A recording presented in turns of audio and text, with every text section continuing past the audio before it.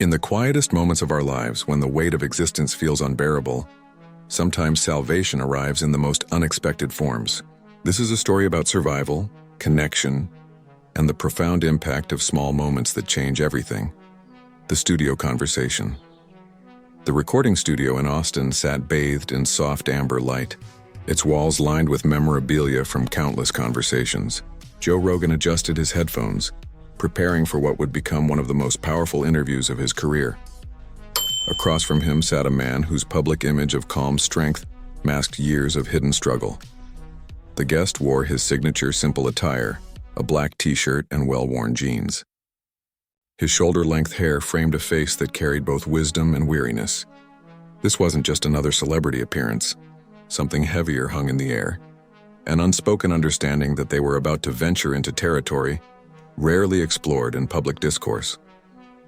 The question that changes everything. "Can I ask you something deeper?" Joe began, his voice carrying genuine curiosity rather than performative concern. The question hung between them like a bridge waiting to be crossed. With everything you've experienced, the losses, the tragedies, the moments that would break most people, how do you keep going? The silence that followed wasn't empty. It was full of recognition, of memories, of pain acknowledged rather than avoided. The guest's face showed no confusion, only the look of someone who had asked himself this same question countless times in the darkness of sleepless nights. Behind the mask of strength. "I've answered variations of this question before," he finally said, his voice measured and thoughtful. "At red carpet events, on talk shows, in carefully edited magazine profiles. But those answers were incomplete. They were what people expected to hear, words about gratitude, perspective, staying grounded." He paused, gathering the courage to venture further.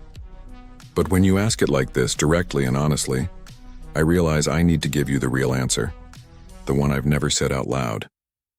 The weight of public grief, most people knew the headlines, the tragic losses, the friends gone too soon, the family pain carried across decades. But there exists a vast difference between knowing the facts of someone's suffering and understanding what that suffering actually does to a person's soul. "People know some of it," he continued. "They know the public tragedies. But there's a difference between knowing what happened and understanding what it did to me internally, how it changed the way I moved through the world, how it made even simple acts feel impossible. The performance of normalcy." He spoke about becoming an expert at managing expectations, at giving people the version of himself they wanted to see. The thoughtful answers, the gracious smile, the composed demeanor that suggested everything was under control. "I became very good at performing okayness," he admitted. "I could walk a red carpet, answer questions, pose for photos, and then return to a hotel room and sit in complete darkness for hours. No music, no television, just silence." This revelation cuts to the heart of a universal experience, the gap between our public presentation and private reality. How many of us have smiled through pain, performed wellness while crumbling inside? When everything feels heavy, there came a period when basic functioning felt impossible. Waking up became an act of willpower rather than a natural occurrence. Brushing teeth felt pointless. Looking in the mirror meant confronting a stranger. I had photos on my walls from happier times, moments with friends, images from film sets, memories of laughter, he said. But they stopped feeling like memories. They became reminders of what I'd lost, of a version of myself I couldn't access anymore. The house he lived in, designed with intention and care, began to feel like a prison. Its clean lines and minimalist aesthetic, once soothing, now emphasized the emptiness inside, the dangerous clarity of despair. Then came the darkest period, a time when thoughts turned from, "How do I keep going?" to "Maybe I don't have to."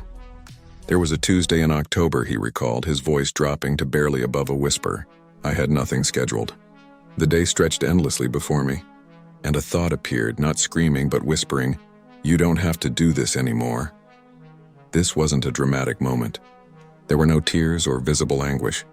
Instead, there was a terrifying calm, the dangerous peace that comes when someone has made a decision about their future. Planning the unthinkable, he began to plan methodically, approaching his own potential ending with the same careful consideration others might give to planning a trip. Letters were written, to his sister, to his mother, to people who had mattered across the years. "I thought I was being considerate," he explained. "I wanted everything organized so nobody would have to deal with complications. I even thought about what day of the week would be least disruptive to others' lives." The chilling logic of depression reveals itself in these details, how someone in profound pain can still be thinking about minimizing the impact on others, even in their darkest plans. The night. Everything changed. Friday arrived with clear skies and ordinary sounds.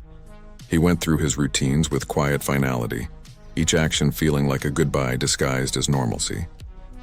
The coffee brewing, the careful folding of clothes, the checking and rechecking of details.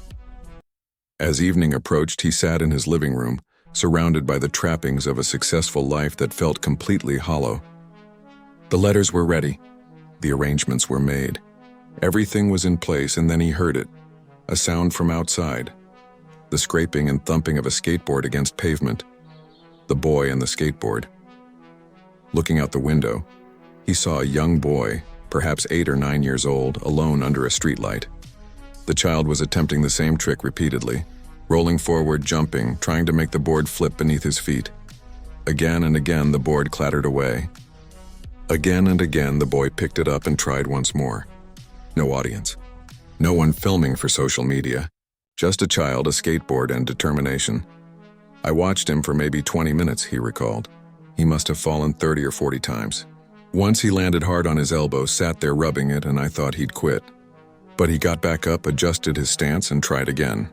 The moment of pure joy, then it happened. The board flipped cleanly, landed perfectly, and the boy stopped it with a small whoop of triumph.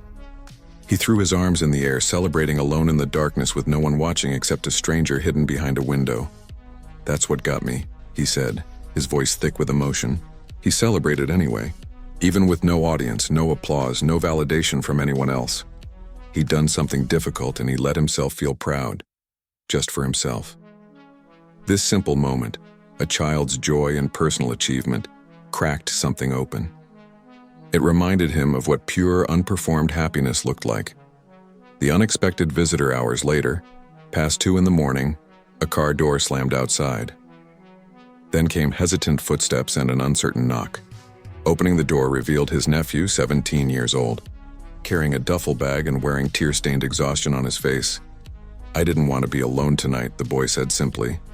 Those 6 words changed everything. Here was someone else struggling, someone else fighting their own darkness, someone who had chosen to reach out rather than suffer in isolation.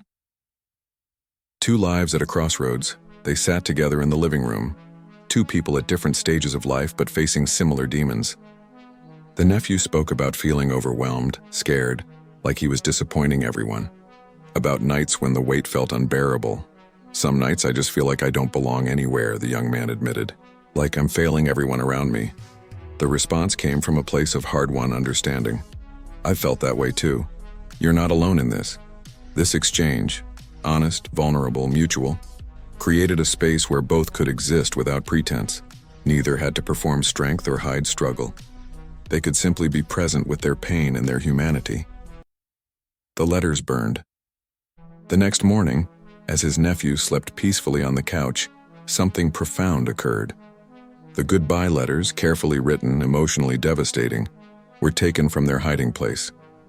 Standing at the fireplace, he struck a match and watched them burn. The paper curled and blackened, words dissolving into ash. Everything he had planned to say in final farewell disappeared into smoke. "I burned them because someone showed up who still needed me," he explained. "Not because I suddenly felt better or had some dramatic revelation, but because I realized my presence still mattered to someone." The ripple effect of staying, the weeks that followed, brought no magical cure, no instant healing. Instead, there was something more valuable, routine grounded in connection. Morning walks together, shared meals, conversations that meandered and deepened, simple moments that accumulated into meaning.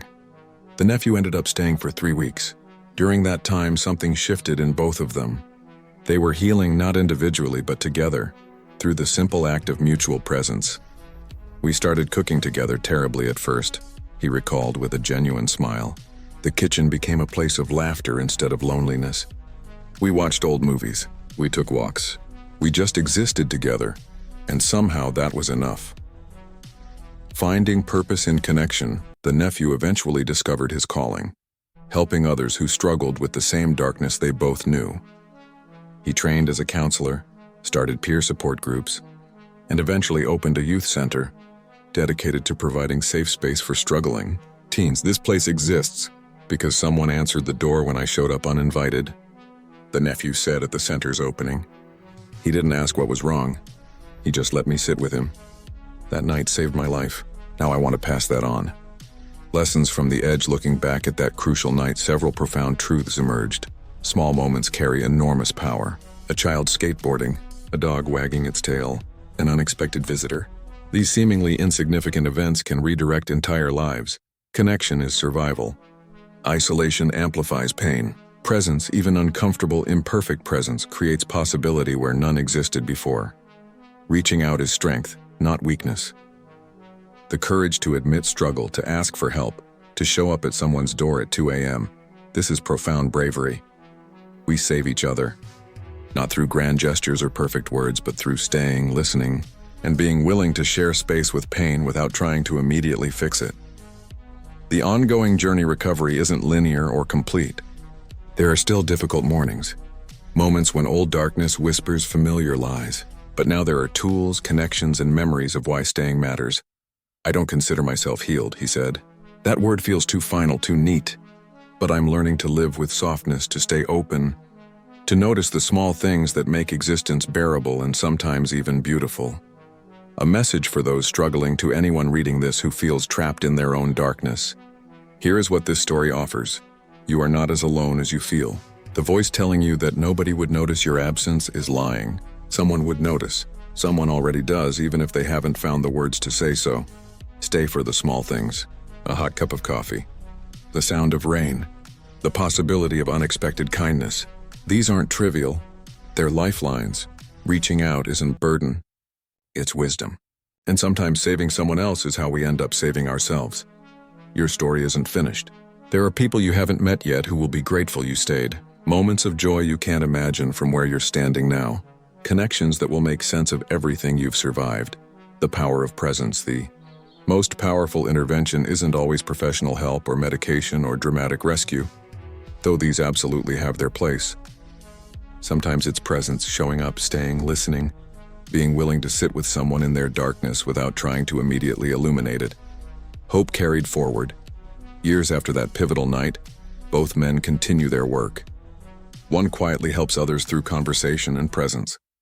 The other has built an entire practice around supporting young people through their darkest moments. They each carry forward the lesson learned that night. We need each other. Our presence matters more than we know. The small kindnesses we offer, often without realizing their impact, can redirect entire trajectories. Final thoughts. Stay. If there's one word that encapsulates this entire journey, it's simple: stay. Stay even when it's hard.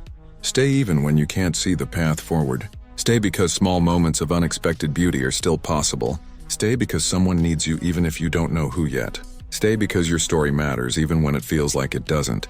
The skateboarding boy taught persistence without audience. The loyal dog taught unconditional welcome. The nephew taught mutual salvation. Together they taught that life continues to offer reasons to stay if we remain open enough to notice them. This isn't a story about celebrity or fame. It's a story about the human condition, about how we all struggle, how we all sometimes feel we can't continue, and how we can all be saved by the smallest acts of connection. Your presence matters.